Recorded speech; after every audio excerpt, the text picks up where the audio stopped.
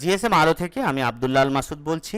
আপনাদেরকে আজকে দেখাবো ডিএফটি প্রো টুলের কি কি সাপোর্ট আছে সেগুলো নিয়ে আমি আজকে আলোচনা করব এবং এরপরে আপনারা দেখতে পাবেন কিভাবে অ্যাক্টিভেশন করতে হয়। অসাধারণ অসংখ্য সাপোর্ট নিয়ে এই ডিএফটি প্রো টুলটি সাজিয়েছে ডিএফটি প্রো টুলের ডেভেলপারগণ। এবং এখানে আপনি যদি লক্ষ্য করেন তাহলে এখানে শাওমি, হোয়াই এবং ওপ্পো, রিয়েলমি, তারপরে স্যামসাং, ভিভো এবং আরও অনেক মডেল যেমন ধরেন কোয়ালকম, এই কোয়ালকমের মধ্যে কিন্তু অসংখ্য ব্র্যান্ড রয়েছে। আমি যদি এখানে একটু ঢুকি তাহলে আপনি এখান থেকে দেখতে পাবেন যে এখানে কোয়ালকমের অনেক সার্ভিস রয়েছে।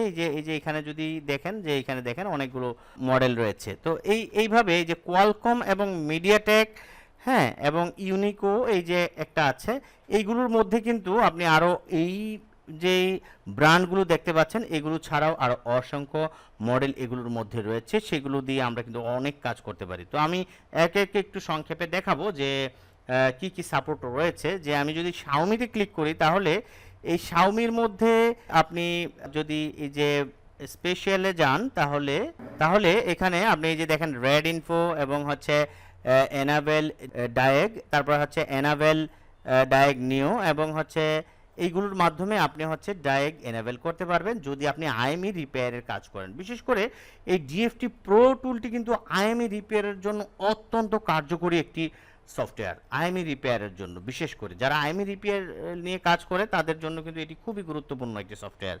হ্যাঁ, তো এইটি, তারপরে আছে চিমিরা টুল, এইগুলো কিন্তু আইএমই রিপেয়ারের জন্য খুবই গুরুত্বপূর্ণ একটি সফটওয়্যার। তারপরে আপনি এখান থেকে যদি এই যে মিডিয়াটেকে যান সেখানে এই যে আইএমই রিপেয়ার, তারপরে এফআরপি রিসেট, তারপরে আনলক বিএল মানে হচ্ছে বুট লোডার।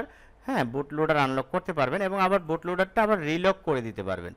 হ্যাঁ, যা অনেক সময় বুট লোডার আনলক করতে হয়, আবার অনেক সময় আবার রিলক করতে হয়, তো সেই জন্য এখান থেকে রিলক করতে পারবেন। আবার আইএমইও কিন্তু এখান থেকে রিপেয়ার করতে পারবেন। তবে আমি বলবো যে আপনারা আইএমই পরিবর্তনের কাজগুলো করবেন না, কারণ এগুলো অবৈধ এবং দণ্ডনীয় অপরাধ।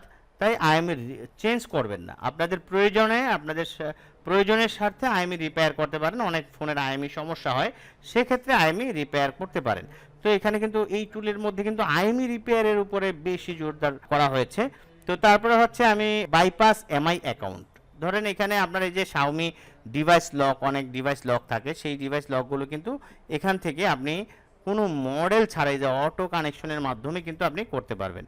আর যদি আপনি মনে করেন যে অটোতে কাজ হচ্ছে না, তাহলে কিন্তু এখান থেকে আপনি যে দেখেন এখানে অনেক মডেল রয়েছে, আপনি এই মডেলগুলো এখান থেকে সিলেক্ট করে আপনি কাজ করতে পারবেন। এবং এখানে কিন্তু অনেক নতুন আপডেট মডেলগুলো এখানে ইদানিং যুক্ত করেছে এবং প্রতিনিয়তই তারা কিন্তু আপডেটের কাজ করছে এবং আপডেট মডেলগুলো এখানে ঢোকানোর চেষ্টা করছে। এবং যখনই ঢুকে তখন কিন্তু আপডেট আসে এবং আপডেট আসলে আপনারা এই সফটওয়্যারটা কিন্তু তখন আপডেট করে তারপরে আবার ওপেন করতে হয়, এছাড়া ওপেন হয় না। তো আমি ধরেন এইটা রেডমি নোট 13, এইটাতে আমি ক্লিক করলাম এবং এখান থেকে আপনি এবার কি কাজ করবেন সেটা আপনি এখান থেকে দেখাবেন। দেখিয়ে আপনি স্টার্টে ক্লিক করলেই কিন্তু আপনার সমস্যাটি সমাধান হয়ে যাবে। এই যে অনেক ফোনের দেখবেন যে এনভি ডাটা কারাপ্টেড লেখা আসে। হ্যাঁ, এনভি ডাটা কারাপ্টেড একদম নিচে লেখা আসে। আপনি এই মুহূর্তে স্ক্রিনে যেই ছবিটি দেখতে পাচ্ছেন একটু নিচের দিকে লক্ষ্য করলে দেখবেন যে এনভি ডাটা কারাপ্টেড লেখা আসছে। তো এই সমস্যাটি যদি আপনি সমাধান করতে চান তাহলে কিন্তু জাস্ট এখানে একটা ক্লিক করে স্টার্টে ক্লিক করলেই কিন্তু আপনার এই সমস্যাটি সমাধান হয়ে যাবে। তো এইভাবে আপনি এইগুলো সম্পর্কে আমি ডিটেলস একটা আলোচনা করলে তাহলে আমরা অনেক সময় চলে যাবে। তো আমি জাস্ট একটু করে দেখিয়ে দিচ্ছি। তো এখান থেকে আপনি হচ্ছে ইডিএল ফ্ল্যাশ করতে পারবেন, অর্থাৎ যে সমস্ত ফোনগুলো কোয়ালকম সিপিইউর, হ্যাঁ, সেই সমস্ত ফোনগুলো কিন্তু আপনি এখান থেকে আপনি ফ্ল্যাশ করতে পারবেন এবং এখান থেকে ইডিএল সার্ভিসের মাধ্যমে আপনি এফআরপি রিসেট করতে পারবেন। তারপরে ইএফএস ব্যাকআপ নিয়ে আবার ইএফএস রেস্টোর করতে পারবেন। তারপরে এমআই অ্যাকাউন্ট রিসেট করতে পারবেন, ফ্যাক্টরি রিসেট করতে পারবেন এবং এখানে আরও ইত্যাদি ইত্যাদি ইত্যাদি অনেক কিছু আছে যেগুলো আসলে সব কিছু সবসময় কাজে লাগে না, আবার হঠাৎ করে অনেক জিনিস কাজে লাগে। তো এই সফটওয়্যারটা নেওয়ার পরে আপনি যখন এগুলো নিয়ে গুগলে, ইউটিউবে সার্চ করবেন তখন কিন্তু আপনারা আরও অনেক কিছু জানতে পারবেন। আর এগুলো নিয়ে একটা একটা করে কথা বললে আসলে একটা ক্লাস নিতে হবে এবং সেই ক্লাসের মধ্যে কিন্তু ধারাবাহিকভাবে এগুলো আলোচনা করলে তাহলে আপনারা এগুলো বুঝতে পারবেন। অবশ্য আমাদের ক্লাস আছে হ্যাঁ, জিএসএম কোর্সের মধ্যে কিন্তু আমাদের কোর্স আছে, সেই কোর্সগুলো করলে কিন্তু এগুলো খুব সহজেই কাজ করা যায়। তো যাই হোক, আমি এই যে শাওমিটা দেখালাম, এরপরে যদি কোয়ালকমে আসি, কোয়ালকমের মধ্যেও এখানে অনেক ব্র্যান্ড আছে, আপনি এখান থেকে ব্র্যান্ড চুজ করতে পারেন, যেমন ধরেন শাওমি, এবং শাওমির এটা কি করবেন সেটা এখান থেকে দেখায় দিবেন, দেখায় স্টার্টে ক্লিক করে মোবাইল কানেক্ট করলে কিন্তু সেই কাজটা হয়ে যাবে। তারপরে এখানে আছে হোয়াইয়ের মধ্যে এখানে দেখেন অনেক মডেল আছে, এবং এই হোয়াইয়ের মডেল ছাড়াও কিন্তু যে অটো কানেকশনের মাধ্যমে অনেক কাজ করা যায়। তারপরে এখানে হোয়াইয়ের মধ্যে যদি আপনি এখানে ফ্ল্যাশে ক্লিক করেন তাহলে এখান থেকে আপনি ফ্ল্যাশ করতে পারবেন, স্ক্যাটার ফাইলটা এখান থেকে আপনি যদি এমটিকে সিপিইউর হয় সেক্ষেত্রে এখানে ক্লিক করে আপনি স্ক্যাটার ফাইলটা দেখিয়ে দিয়ে আপনি এখান থেকে ফ্ল্যাশ করতে পারবেন। তারপরে এখানে আপনি যদি ফোনটা আপনার হাই সিলিকন হয় তাহলে কিন্তু আপনি এখান থেকে আপনি এই কাজগুলো, এই মডেলেরগুলো আপনি চুজ করে আপনি কাজ করতে পারবেন, আনলক করতে পারবেন। এছাড়া আপনি এখানে সিপিইউ দেখিয়েও কিন্তু, এই যে সিপিইউ দেখিয়েও কিন্তু আপনি এখান থেকে কাজগুলো করতে পারবেন। তো সেটার হচ্ছে এইগুলো, ঠিক আছে। তারপরে হচ্ছে সার্ভিস ইডিএল, এটা হচ্ছে আপনার যেই কোয়ালকম সিপিইউগুলো বা ইডিএল টেস্ট পয়েন্ট শর্ট করে যেগুলো কাজ করতে হয় সেগুলো আপনি এখান থেকে করতে পারবেন খুব সহজেই। তাছাড়া এখানে ওপ্পো আছে, ওপ্পোর মধ্যে আপনি যদি আসেন তাহলে সেখানে এখানে ক্লিক করলে ওপ্পোর অনেক মডেল আপনি এখানে দেখতে পাবেন। তো এইখান থেকে আপনি মূলত মডেল চুজ করে ওই বরাবর আগের মতোই এখান থেকে আপনার সমস্যাটি এখানে দেখিয়ে দিয়ে স্টার্টে ক্লিক করে কাজ করতে পারবেন। তবে আসলে এইভাবে আমি যেভাবে বলছি এইভাবে আসলে আপনি এত সহজেই কাজ করা যায়, আবার যায় না। অনেকে যারা একটু বুদ্ধিমান তারা কিন্তু খুব সহজেই কাজগুলো করতে পারে, আবার অনেকের ক্ষেত্রে কিন্তু এগুলো রিস্ক হয়ে যায়। তো সেই ক্ষেত্রে হচ্ছে আপনার, আমি বলবো যে আপনি ভালো একটা উস্তাদ ধরে আপনি যদি একটু শিখে নেন তাহলে কিন্তু খুব ভালো হয়। হ্যাঁ, আর তাছাড়া ইউটিউবে তো অসংখ্য ভিডিও আছে, সেগুলো দেখেও আপনি কাজ করতে পারেন। তবে এই টুলটা আমি মনে করি যে এই টুলটা যাদের সামর্থ্য আছে তাদের এই টুলটা অবশ্যই অবশ্যই অবশ্যই থাকা প্রয়োজন। এই টুলের মধ্যে আপনি অসংখ্য মডেল আপনি সাপোর্ট পাবেন, সব বলে আমি শেষ করতে পারবো না। এই যে আপনি যা দেখছেন এখানে, সেখানে আরও অনেক সার্ভিস আছে যেগুলো আপনি মডেল ছাড়াও করতে পারবেন, ঠিক আছে। এইটা হচ্ছে আপনার এই মূলত এসপিডি সিপিইউর এই যে সিপিইউ, এই যে যেমন 7731E, এই সিপিইউর মধ্যে কিন্তু অনেক মোবাইল আছে।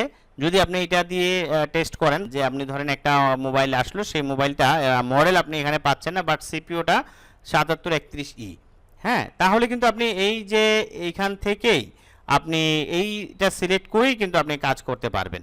তো এইভাবে আপনি অনেক মডেলের ব্র্যান্ডের কাজ করতে পারবেন। এই টুলটি এক কথায় অসাধারণ। আপনি যদি এই টুলটি ব্যবহার না করেন তাহলে আসলে বুঝতে পারবেন না যে এই টুলটির কার্যকারিতা কতটুকু। এই টুলটা কিভাবে অ্যাক্টিভেশন করবেন A to Z সবকিছুই থাকবে, তাই কন্টিনিউ করুন। যদি আপনার কোনো ধরনের সমস্যা হয় তাহলে স্ক্রিনে দেওয়া নাম্বারে আপনি যোগাযোগ করলেও সফটওয়্যারটি অ্যাক্টিভেশন করে নিতে পারবেন। আর তাছাড়া আপনি নিজে নিজে করতে চাইলে কিভাবে করবেন সেটা আমরা দেখিয়ে দিচ্ছি।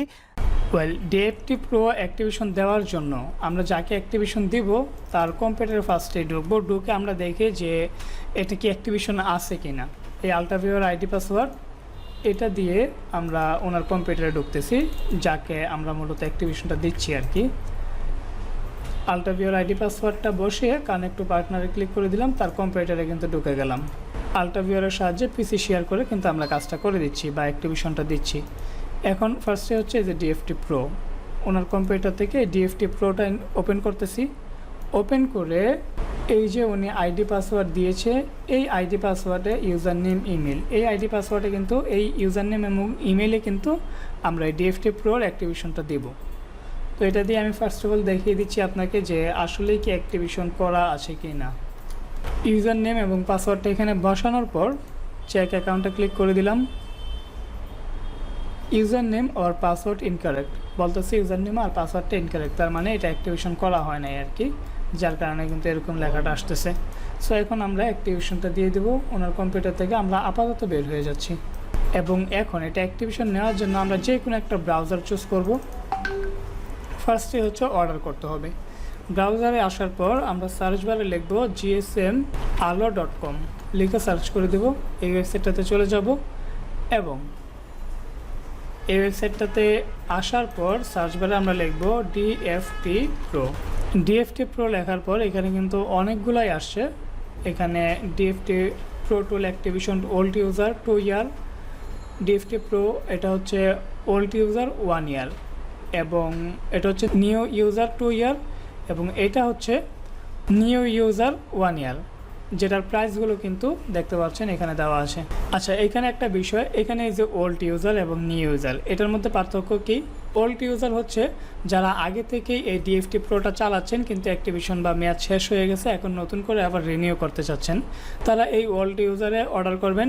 এখানে 1 বছর হলে 1 বছর বা 2 বছর হলে 2 বছর। আর এটা হচ্ছে নিউ ইউজার, যারা নতুন করে অ্যাক্টিভেশন নিতে চাচ্ছেন, একদম টোটালি নতুন, তারা হচ্ছে নিউ ইউজারে অ্যাক্টিভেশন নেবেন বা অর্ডার করবেন। সো আমরা এখানে 1 ইয়ারের অ্যাক্টিভেশন দিব নিউ ইউজারে, এই জন্য এখানে ক্লিক করতেছি। ক্লিক করার পর এরকম একটা ইন্টারফেস আসবে। এখান থেকে একটু নিচে যেতে হবে, এখানে কিন্তু সব ইনস্ট্রাকশন দেওয়া আছে কীভাবে এটার অ্যাক্টিভেশন নিতে হবে।